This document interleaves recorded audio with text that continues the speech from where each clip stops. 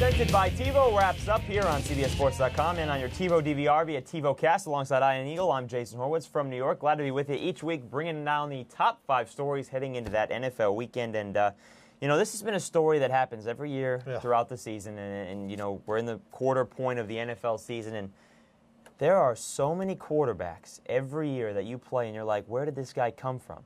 But now as we head into Week 5, there are a lot of backups that it's not so much where did they come from, it's why are they still in the NFL? David Carr is playing in Carolina for Jake Delhomme. And Ian, we're sitting here last week, and Charlie Casserly, the former GM of the Texans, said that's the worst he's ever seen him look. That takes a lot.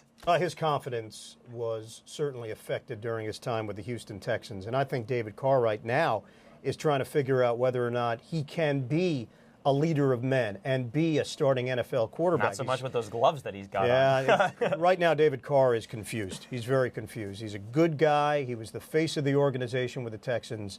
Yeah. But this is a golden opportunity for him to resurrect his career and prove to people that he is an NFL starter. Great chance. Whether or not he could take advantage of it, we didn't see any signs of it a week ago. You look at the situations around the NFL from starters to backups that are getting their chances. Some are injury-related. Some are performance-related. That one injury-related, And some are a combination of both at this point, because I think in the Trent Edwards situation, J.P. Lossman is not going to get his job back. If Edwards can show any sign of consistency, Trent Edwards is going to get the opportunity to be the full-time starting quarterback in Buffalo. The St. Louis scenario, as Edwards put up big numbers last week, that's a little different because I do think they just gave Mark Bulger a lot of money. They believe the ribs are affecting his performance. And you also, with Mark Bulger, this is not a guy that in the past has struggled. This is a Pro Bowl quarterback. This is a guy who has done it for the last few years, so this is a different situation. But his performance has not been good. It hasn't been great, but it hasn't been bad. He's been a good quarterback, and his numbers have been good, and I understand it's about the system, but his numbers have been good, and he has performed well. It's been the defense in St. Louis that has struggled, but it's not like J.P. Lossman where he has improved. It's not like Rex Grossman where he has improved. Nope. It's not like Alex Smith where that's an injury situation, but he hasn't necessarily proved anything either. It's not like the situation in Arizona where Matt Leinart hasn't played well. You've got a proven quarterback who just has 2 broken ribs, and it is too painful to play with. But there is a couple other situations.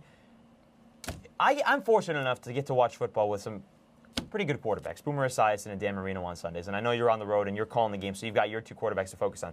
We're looking at games, every game, and they're looking at quarterbacks in every single week. Without a doubt, you get 3 comments every quarter. What's he doing? Where's he throwing to?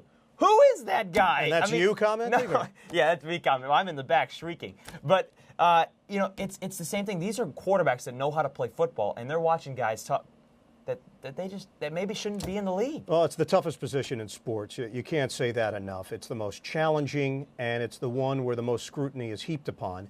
And I think what we've seen this year is there's not much of a difference between the number 1 and the number 2 in certain situations. Right. And you take a look at the Minnesota scenario. They still don't know who's number 1. They have a bye week this week. Holcomb may get the opportunity to hold on to the job. Tavares Jackson's still an unproven commodity. There are a couple of scenarios around the NFL where you look at their quarterback depth chart and say, what was the GM thinking? Yeah. How could he not come into this season with a proven commodity as they entered the 2007 campaign? And then you go into Miami, which is a whole other situation because Trent Green is still the starting quarterback as they go into Houston this weekend. But how long? He has not played 3 out of the last 4 years. They have brought in quarterbacks. A.J. Feely, he didn't play well. Dante Culpepper, it wasn't healthy. Trent Green, he's old, and the offensive line can't protect. How long is it before they go to Cleo Lemon or John Beck, who's on the practice squad, who they drafted? Right. And that's not a good sign either, because I don't know if Cleo Lemon is the answer right now for the Miami Dolphins, but clearly they're not winning games with Trent Green. And they could say, Cam Cameron could say, hey, it's not Trent's fault. We could show you 500 other examples of what's wrong with the team.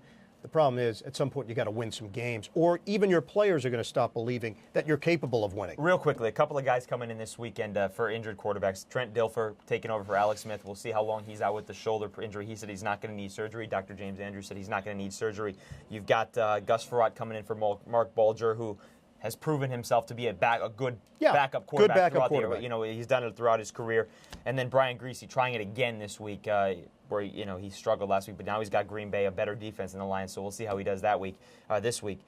Of those 3 guys, Which one do you think will be the most successful? Well, Dilfer, the revenge tour continues because he's taken on the Baltimore Ravens, Correct. the team that unceremoniously dumped him after winning the Super Bowl. And he still has some bitter feelings, although he backed off those statements later in the week. And you will be at that game. I will be working that game, San Francisco, Baltimore. This is not a good situation for Dilfer. This Baltimore defense is licking their chops right now because they're being questioned from a national viewpoint.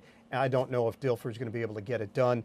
Well, Farrat probably has the best opportunity for success because they still have playmakers on offense. Without Steven Jackson, though, that's asking a lot of Farrat. But I think he's the most prepared to go out there and win. And Torrey Holt is still there. And anytime you've got Torrey Holt and Isaac Bruce, and let's not forget Drew Bennett is a good receiver if they can get him the ball. He's got the best weapons around him, even if it is Brian Leonard in the backfield. All right, folks, that's it for this segment of the End Zone and this day of the End Zone. But, of course, you can always watch it on demand on CBSSports.com and on your TiVo DVR via TiVo Cast. Always with you at any time. For Ian Eagle and Randy Cross, who was with us before, I'm Jason Horowitz. Take care, folks.